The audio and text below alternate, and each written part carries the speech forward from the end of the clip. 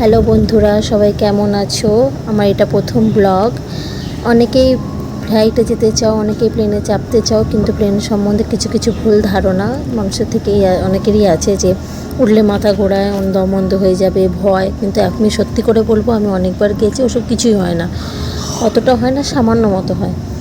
দেশে যাব ভাবতে ভাবতে একদিন হঠাৎ করে এসে বললো যে টিকিট হয়ে গেছে, তো আমরা বেরিয়ে পড়লাম। কিন্তু কি বলবো বন্ধু, যেদিন বেরিয়েছি এত ট্রাফিক, আমরা তো ভাবছিলাম যে হয়তো আমরা ফ্লাইটটা মিসই করব। একটু যাচ্ছি আবার ট্রাফিক, একটু যাচ্ছি আবার ট্রাফিক। কোনো মতে আমরা যখন পৌঁছলাম সামনাসামনি, তখন ঠিক মেসেজ এলো যে ফ্লাইট 1 ঘন্টা ডিলে।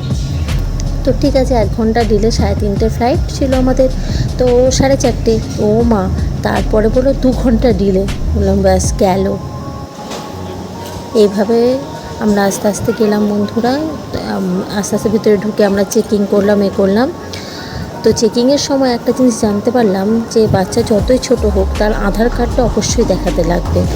আধার কার্ড না হলে হবে না। গেটের বাইরে যখন চেক করছিল পুলিশ, তখন কিছু বলেনি, মোবাইল দেখে চেক করে নিয়েছিল। কিন্তু ভিতরে ঢোকার সাথে সাথে যেখানে প্রাইভেসি চেক আপ হয়, সেখানে তোমাকে আধার কার্ড দেখাতেই হবে। আমরা যথারীতি আধার কার্ড দেখালাম এবং ভেতর দিকে গেলাম। 2 ঘন্টা লেট। এবার বুঝতেই পারছো কী হাল হবে। 10:30 ঘর থেকে বেরিয়ে এসেছি, কারণ আমাদের বাড়ি থেকে এয়ারপোর্ট অনেকটাই দূরে। আমরা থাকি দ্বীপা অঞ্চলে, থানের দিকে, আর এয়ারপোর্ট হচ্ছে সান্তাক্রুজ। অ্যাকচুয়ালি আমরা মুম্বাইয়ের বাসিন্দা, তো যথারীতি হাতে টাইম নিয়ে বেরোতে হয়। কিন্তু এত ট্রাফিক, ভেবেছিলাম যে ভগবান হয়তো সাথ দেবে না, কিন্তু ভগবানের সাথে 2 ঘন্টা লেট। তো আর কি করা যায়। এই যে মেয়েও অতিষ্ঠ হয়ে যাচ্ছে, সে তার বাবাকে বলছে কখন আমাদের ফ্লাইট। আমাদের যেহেতু 1 নম্বর ইতে পড়েছিল, আমাদের নিচে পড়েছিল, আমরা ইন্ডিগোতে গেছিলাম। তো যথারীতি ওখানে আমাদেরকে বসে থাকতে হলো। এবং কী করবো, বাচ্চা তো, বড়রা সহ্য করে নেই, বাচ্চারা তাই ফাঁকে কিছু খাবার অর্ডার করা হলো। একে শনিবার ছিল, অনেকটাই চিন্তা যে কী খাবে না খাবে। তবু দেখলাম ভেজ বার্গার পাওয়া যায়। তবে বন্ধু একটা কথাই বলবো, খাবার কি আনা যায় না? খাবার আনা যায়, কিন্তু সেটা তোমার যদি সাইড ব্যাগে থেকে কোনো অসুবিধা নেই, চিপস তুমি কিছু করে আনতে পারবে। কিন্তু আমাদের তো টাইম ছিল না হাতে, ওই জন্য আমরা তাড়াতাড়ি বেরিয়ে পড়েছিলাম। তো যথারীতি ওইটাই খেয়ে আমাদের এখন থাকতে হবে 2 ঘন্টা, কারণ 5:30টার দিকে ফ্লাইট। তাই ভাবছি কি হবে না হবে। বন্ধু, তোমাদের সঙ্গে আরেকটা কথাও আমি শেয়ার করব। আমরা যে ফ্লাইটে যাচ্ছিলাম, সেখানে 2টো বিদেশি ছিল। আমি শুধু অবাক হয়ে দেখছিলাম তাদের কালচারগুলো। তাদের মানে এত সুন্দর তাদের শিক্ষা দিয়েছে। মানে আমাদের যেমন বাচ্চাদেরকে আমরা একটু বেশি কেয়ার করি, কিন্তু ওরা অতটা করে না।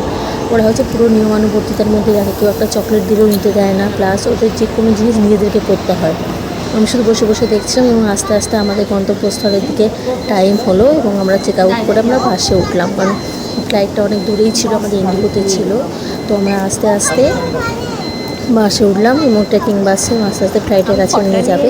আমি জানি অনেক বন্ধুরাই জানে, কিন্তু অনেক বন্ধু আমি ভাবি আমার মতো আছে যারা অনেক কিছু জানে না। অনেক ফ্লাইট সম্বন্ধে অনেকে তাদের ভয় লাগে যে উঠলে কী হবে, দম বন্ধ হয়ে যাবে বা ভয় পাবে। এই জন্য আমি এটা শেয়ার করছি। আরেকটা কথা বলবো বন্ধুরা, তেমন কোনো ব্যাপারই থাকে না। যারা নাগরদোলাতে চড়তে ভয় পাও বা উঁচু জায়গায় যেতে ভয় পাও, ভাবো ফ্লাইটে চলে হয়তো মাথা ঘুরিয়ে বসে, কিছুই হয় না।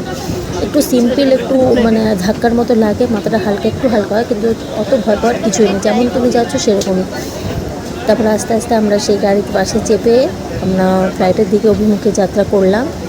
ফ্লাইটটা বেশি লেট হওয়ার কারণে একটু মন খারাপ হয়েছিল, সবাই একটু রেগে যাচ্ছিলো যে এত দেরি করে ফ্লাইট হলে। কারণ এমনিতেও পৌঁছতে আমাদের ওখান থেকে মানে দমদম থেকে আমাদের বাড়ি যেতে অনেকক্ষণ লেগে যায়, 3 ঘন্টা পাক্কা লেগে যায়। মানে যদি আমরা ওখানে 9টায় নামি, তাহলে আমাদের 12টা বেজে যাবে ঘর যেতে। অত রাত্রে যাওয়া বাচ্চা নিয়ে একটু রিস্কের ব্যাপারই হয়ে থাকে, যদিও আমাদের গাড়ি বুক করা থাকে। এবার আমরা আস্তে আস্তে তোমার যেটা সামান্য লাগে, যেগুলো মানে হ্যান্ড লাগেজ থাকে, ওইগুলো নিয়ে আমরা আস্তে আস্তে ফ্লাইটের দিকে অভিমুখে যাত্রা করলাম। মেয়ে তো শুধু বলছে এই ছাড়বে, বাবা কখন ছাড়বে। মেয়ে হচ্ছে একটু বাবা প্রিয়সী, সে বাবাকে প্রচুরই ভালোবাসে, বাবার হাত ধরে ধরে যায়। সে তার চুপচাপ এগিয়ে গেল। আমি আমার পিছনে যে আমি আছি সেটা দেখার আর বাপেরও সময় নেই, আর মেয়েরও সময় নেই। তারা আস্তে আস্তে এগিয়ে যাচ্ছে। তবে একটা কথা বন্ধু বলি, লাগেজের মধ্যে তোমাদের যে প্যাকিং লাগেজ, নিজে লাগেজ, তার মধ্যে তোমরা অনেক কিছু নিতে পারো। তোমার সাইড লাগেজে ভুল করেও কোনো কিছু ধাতব জিনিস